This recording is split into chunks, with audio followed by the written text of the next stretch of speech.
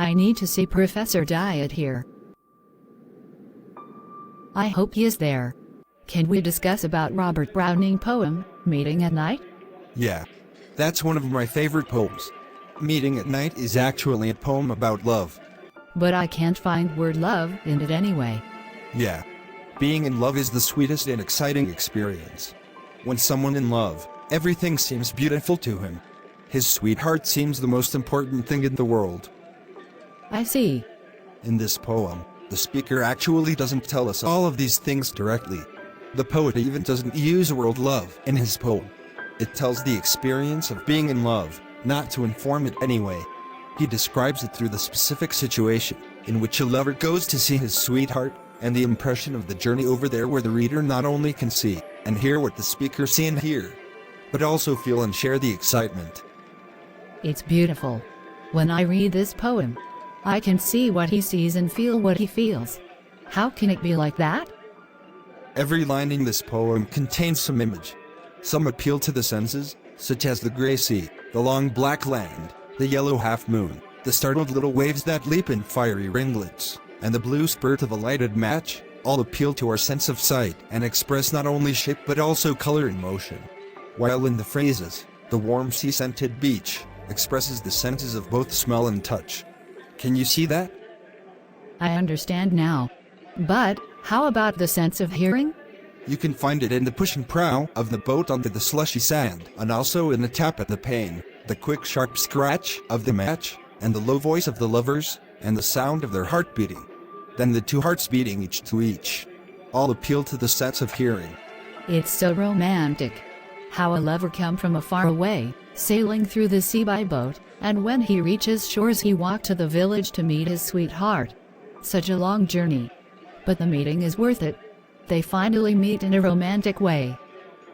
But, unfortunately, in the next poem they have to separate again.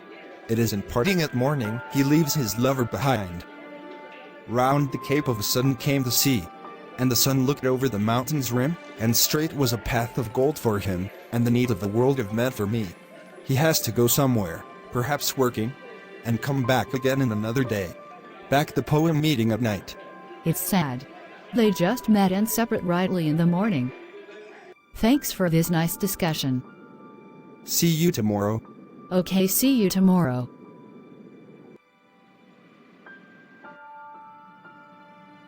Oneg. Have you read The Passionate Shepherd to His Love? I have, sir. It is another pastoral and love poem. It talks about how a shepherd tries to ask the woman he loves to live with him.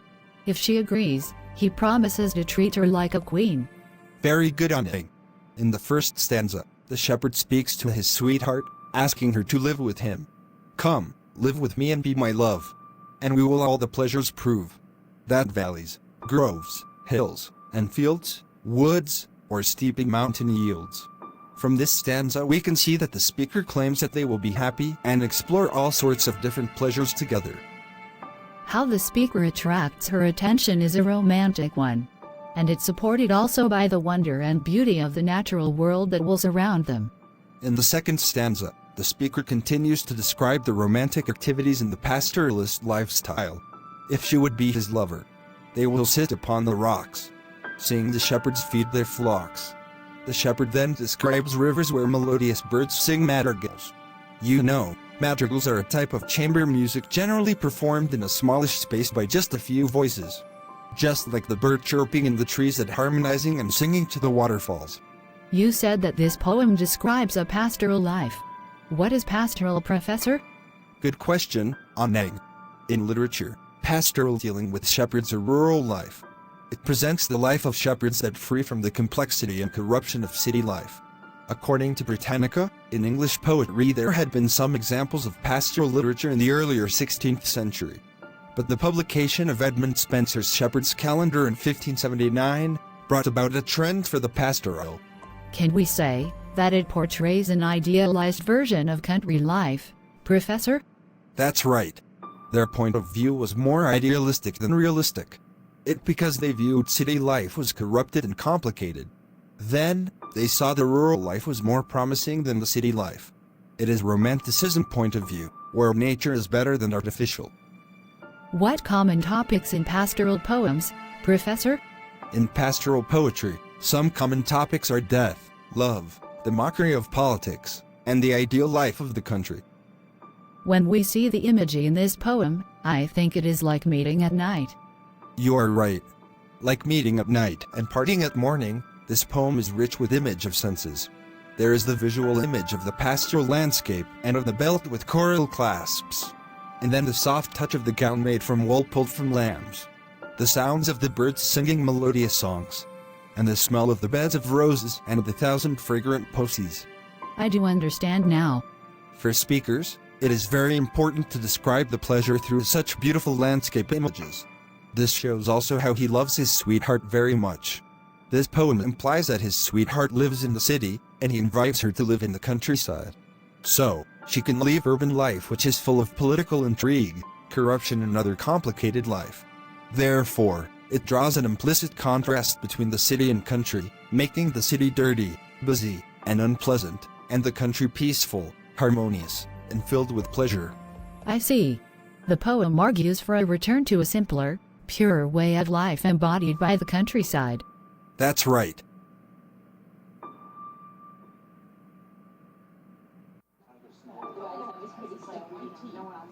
What poem we are going to discuss now? A Red Rose, by Robert Burns. Okay, what do you think about this poem? This is a love poem that was composed in ballad. That's right. The speaker describes that his love is beautiful and fresh as a flower that has just recently bloomed. This love is as sweet as a beautiful song played by a skilled musician. Oh, my love is like a red rose that's newly sprung in June. Oh, my love is like the melody that's sweetly played in tune. I see. His sweetheart is so beautiful that the speaker loves her very much. Yeah. In the next stanza, the speaker describes that his love will last until the end of the time. But, in the last stanza, the speaker perhaps has to go somewhere and says goodbye to his love. He reminds her that she is the only person he loves. The speaker wishes her well during their temporary separation. The speaker confirms his faithful love by promising to return even if the journey covers a very long distance and takes a very long time. He loves her very much. But why he has to leave her? In the last stanza, the speaker says goodbye to his lover, as if he is planning to go somewhere. However, the beloved need not to worry, because the speaker promises her to return, even if the journey is 10,000 miles. This promise implies that, during this time, he will always love her. The great distance cannot restrain the speaker from his lover. And even though the journey was long, it was actually only a while. Thus, this indicates that whatever the obstacles, no matter how distance separates them, his love for her is forever. How about Spring? A poem by William Shakespeare. I see. This poem is from one of William Shakespeare's early comedies, Love's Labour's Lost. It appears in the loss when the dukes had to wait for the response of the ladies they persuaded. It is humorous, isn't it? Yeah. Spring is an 18-line song that tells cautionary tale to all married men. The first 9 lines of the poem begin with descriptions of the flowers and leaves that bloom in the spring. The image depicts the color and shape of a particular flower. But just as we settle down and start enjoying the sight, suddenly a mocking cuckoo shows up and makes all of it unpleasant. What does cuckoo symbolize? The bird sings cuckoo, cuckoo, that is unpleasing to the married ear. Suddenly this beautiful scene turned a little sour. The cuckoo sounds like cuckold, which is an old term for the husband of an unfaithful wife. I see.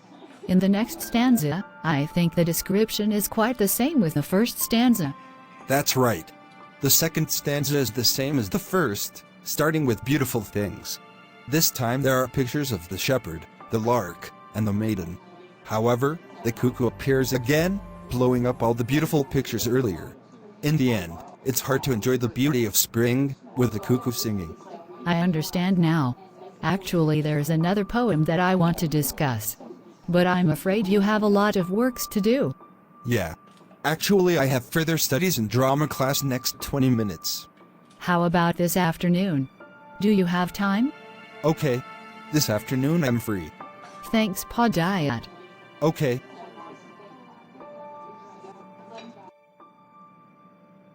What poem now, Anang? The Good Morrow, John Donne, sir? What this poem talks about? I think this poem describes the state of perfect love, sir. That's good. The speaker begins by asking his lover a rhetorical question, wondering what they were doing before they met. The first stanza ends with the speaker asserting that although he may have loved another woman before this true love, it was only a specter in the past. I see.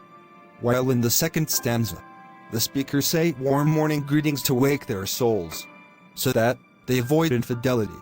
He suggests that when someone is in love, it will affect their surroundings. So, wherever they are, this world seems to belong to them both. It's so romantic. In the last stanza, it is explained that they have each other. This is explained by my face in thine eye, thine in mine appears. And true plain hearts do in the faces rest. Their love has mingled together to become a single entity, and if that be true, then it is not capable of dying because it is true love. I do understand now. Thank you for your time. Now, I understand about the relationship between nature and romantic love through some poems we discussed. Have a good time, Pa Diet. See you next week in the class. See you, Oneg. Take care of yourself.